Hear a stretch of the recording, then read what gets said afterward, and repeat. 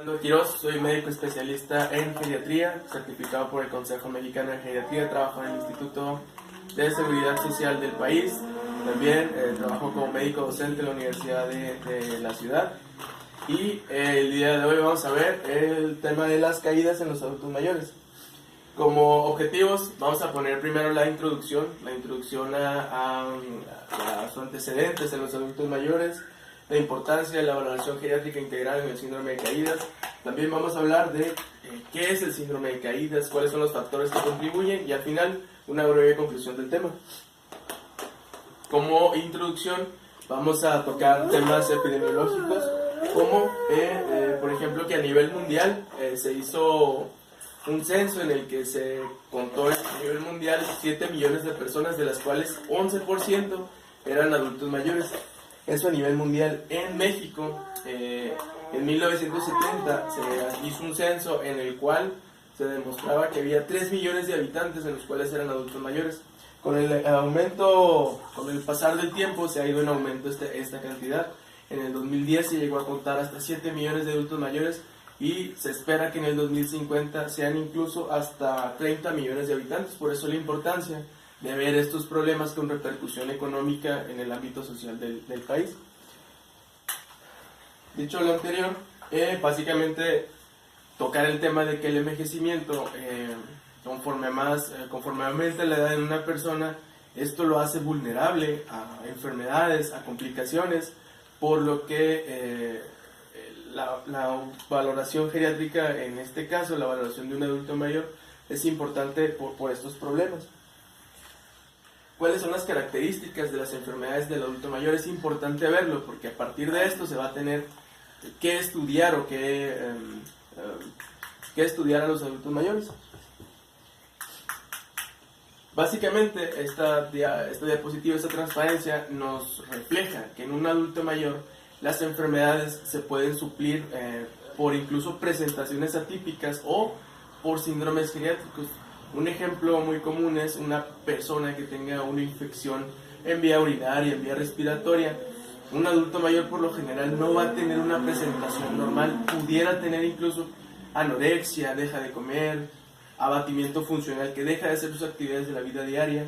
Y esto se toma como una equivalente de las enfermedades o incluso síndromes geriátricos, como por ejemplo el síndrome de caídas. Las caídas indirectamente pueden ser un marcador indirecto de una enfermedad que esté ocasionando o que esté pasando en el adulto mayor.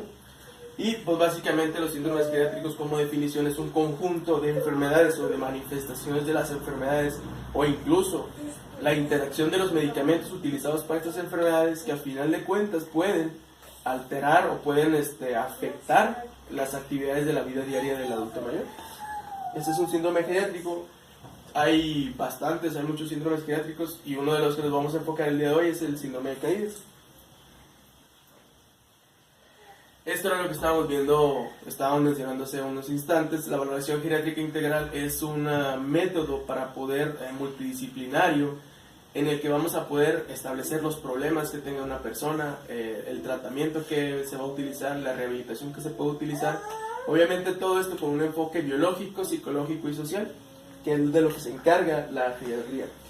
Ahora, directamente relacionando las caídas, ¿por qué la importancia de esto? Porque la aparición de las caídas puede tener como consecuencia repercusiones graves en la funcionalidad, y como lo vemos en la presentación, en la diapositiva, es un círculo vicioso empezando por las caídas, abatimiento funcional, disminución de la función, un desacondicionamiento físico que va a propiciar aún más riesgo a caer y a final de cuentas va a llevar a cabo como consecuencia las caídas, haciendo entonces un círculo vicioso que habría que romper de alguna manera. ¿Cómo lo podemos romper? Básicamente detectando los factores intrínsecos y los factores extrínsecos que vamos a ver en este momento.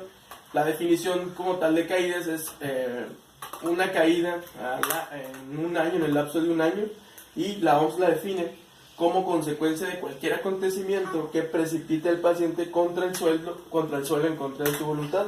Decíamos entonces, los factores extrínsecos son aquellos en los que el medio externo influye sobre la persona, como por ejemplo los factores extrínsecos vienen siendo los muebles que hay en la casa, y los factores intrínsecos son aquellos que posee dicha persona, enfermedades, incluso medicamentos, Entonces la interacción de estos factores va a llevar a cabo a las caídas, y es entonces donde se debe hacer un diagnóstico o una identificación oportuna de estos problemas para así poder disminuir las caídas que, como conclusión, las caídas tienen mucha repercusión económica, social e incluso de más enfermedades que desarrollan más síndromes geriátricos. ¿Tú preguntas? No.